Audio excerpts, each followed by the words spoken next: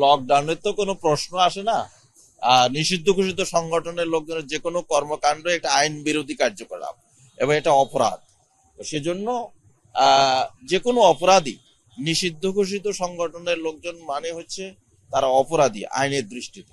সুতরাং তাদেরকে যে কোনো অপরাধী, দুষ্কৃতিকারী, সন্ত্রাসী যাতে যে কোনো ধরনের অন্তর্ঘাতমূলক কোনো নাশকতা বা কোনো সন্ত্রাসী কার্যক্রম করতে না পারে, এজন্য আমাদের যে ডেডিকেশন রয়েছে এবং আমাদের যে কমিটমেন্ট রয়েছে যাতে অপরাধীরা কোনো ধরনের অপরাধ না করতে পারে, অপরাধ করলেও যেন তারা পালিয়ে যেতে না পারে। এই জন্য আমাদের ব্যাপক ডিপ্লয়মেন্ট রয়েছে। আমাদের অফিসার এবং ফোর্সরা খুবই মোটিভেটেড, তারা কমিটেড এবং তারা উৎসাহিত, তাদের দক্ষতাও রয়েছে। এবং সেজন্য আপনি দেখছেন যে কোথাও কোনো ঘটনা, এখানে উত্তরা ডিভিশনে গতকাল থেকে কোথাও একটা ছোটখাটো ঘটনা ঘটানোরও সন্ত্রাসীরা কোনো বা দুষ্কৃতিকারী কোনো সুযোগ পায়নি। এবং আমাদের অফিসার এবং ফোর্সরা দেখছেন সবাই খুব নির্লস ভাবে পরিশ্রম করছে, অন্যান্য ডিভিশনেও করছে। আমাদের মাননীয় পুলিশ কমিশনার স্যার, অতিরিক্ত পুলিশ কমিশনার স্যার, অন্যান্য সিনিয়র অফিসার সর্বদা খোঁজ খবর নিচ্ছেন, ইনস্ট্রাকশন দিচ্ছেন। আমরা সেগুলো ফলো করে কাজ করছি এবং আমরা সফল হয়েছি। আমরা মনে করি দুষ্কৃতিকারীরা কোনো ধরনের কোনো অপরাধ ঘটানোর সুযোগ এখানে পাবে। যাত্রীদের কোনোভাবেই কোনো ধরনের এটা আশঙ্কার কোনো কারণ নেই যে দুষ্কৃতিকারীরা কোনো ধরনের অপরাধ ঘটাতে পারবে।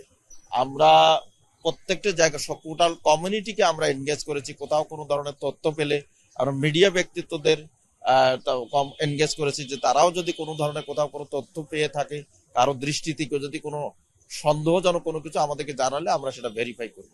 শুধু আমরা নই, বাংলাদেশ সেনাবাহিনী, বিজিবি, তারপরে আছে র্যাব এবং অন্য আনসার বাহিনীর সকল সদস্যরাই এবং মিডিয়া ব্যক্তিত্বরাও আপনারা কষ্ট করছেন।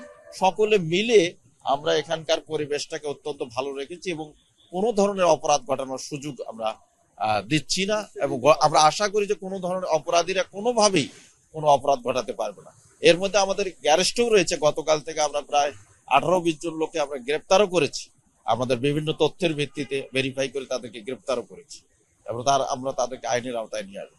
অনেক সময় যেটা হয় সেটা আমাদের কাছে এই ধরনের তথ্য এসেছে যে বিশেষ করে বস্তিবাসী, বস্তির লোকজন বা ছিন্নমূল মানুষ যারা আমার এখানে হচ্ছে যে উত্তর খান এবং দক্ষিণ খান এই এলাকায় বেশ কিছু ভাসমান মানুষ রয়েছে।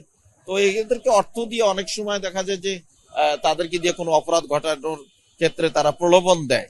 সেটা আমাদের দৃষ্টিতে রয়েছে এবং আমরা সেক্ষেত্রেও আমরা আমাদের হকার যারা আছে তাদের হকারদের সমিতি রয়েছে, তাদের সাথে আমাদের কথা হয়েছে।